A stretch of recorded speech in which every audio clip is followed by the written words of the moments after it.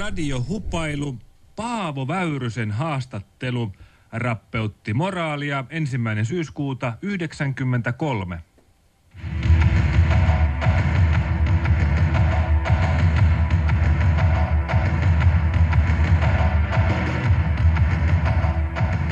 Hyvää iltaa, hyvät asiaohjelmien ystävät.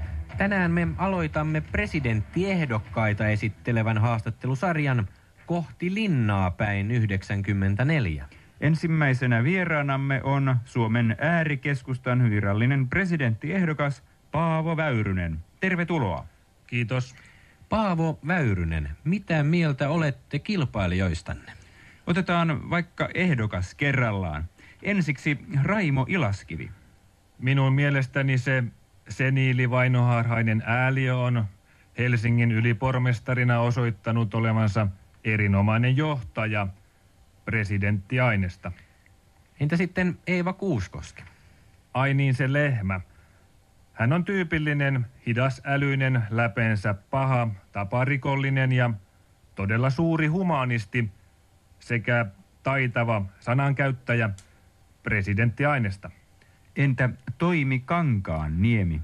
Jaa, se tekopyhä paskiainen, joka on aina nipistelemässä vahtimestareita. Tietääkseni hän ei osaa lukea, joten kaiken kaikkiaan hän on karismaattinen kansanjohtaja ja mahtava organisaattori presidentti Ainesta. Aivan. Ja Paavo Väyrynen, mitä mieltä olette Claes Anderssonista? Andersson, niin. Seuraava, mutta presidentti Ainesta. Entä Elisabeth Rehn? Kyllä minä tiedän, miksi se nymfomaani on puolustusvoimien johdossa. Sekin oli varmasti paska jonossa, kun aivoja jaettiin. Järjestelmällinen ja ripeä asioiden hoitaja. Erittäin hyvä kansainvälinen kokemus. Presidentti Ainesta. Tuoli. Nainen. Sulo Aittoniemi.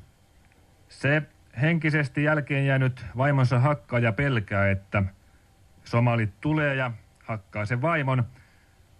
Synnynnäisestä aivovauriosta kärsivä nerokas tahtopoliitikko, joka yhdistäisi Suomen kansan, presidentti Ainesta. Entä Pekka Tiainen? Nyt minulle ei tule mieleen mitään muuta kuin tuore haiseva lehmän läjä.